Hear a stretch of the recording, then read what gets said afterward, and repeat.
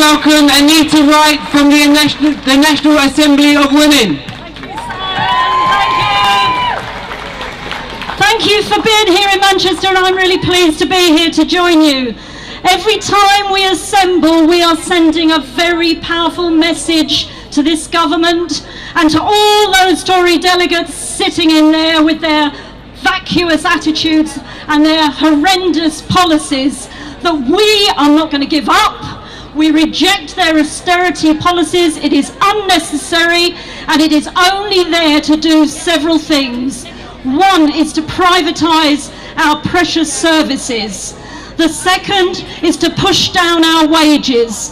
And the third is to try and destroy the trade union movement, which is fighting back on conditions of service and pay. We know that austerity is unnecessary.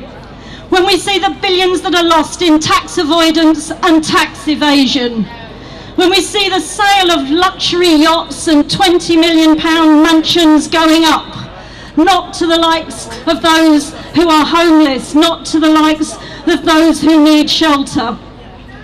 We know that they are prepared to spend huge amounts of money on bombing and destabilising sections of this world.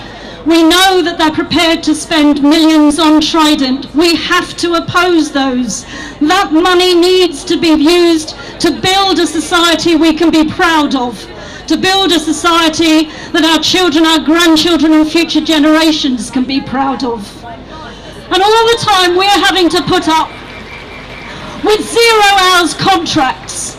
There are 1.4 million people, mostly women, who are suffering from precarious contracts, who are finding it more and more difficult to feed their families. 1 in 5 mothers are going without food in order to feed their children. And I've seen this and experienced this as a primary school teacher, watching families struggle day in, day out, having to deal with these horrendous cuts, and they've not finished with us yet. We have over 1 million children living in poverty, and it's due to rise. This is horrendous. We are a very rich country, but the money is in the wrong hands and going to the wrong people time and time again. But brothers and sisters and comrades and friends, we are fighting back. We are fighting back. We've got more people joining trade unions than ever before, and 53% now are women. We are standing up against what they're trying to do to us, and we must continue in our unions, in our communities, in our anti-cuts campaigning, in our benefits campaigns, and in all of our local communities. It is vital that we do this, and it's wonderful to see so many people here. We must continue this, as Owen has said. Our task might appear to be enormous, but for the first time we're hearing a voice of anti-austerity opposition in Parliament, and thank the God for that.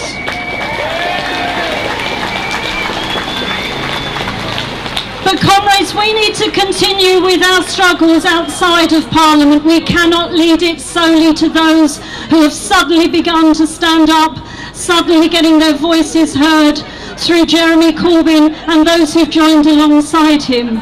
This is a struggle both within and with outside our parliamentary structures, and I think that he has come to be leader of the Labour Party because of the decades of opposition that we've put on the streets in Stop the War, in CND, in the anti-cuts movement and the People's Assembly.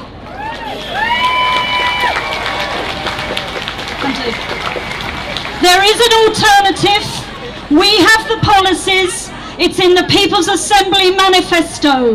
Read it, take it into your communities. We still have to convince people that we do not have to put up with this. Thank you very much, comrades and friends. Let's go forward, fight the fight. We will survive.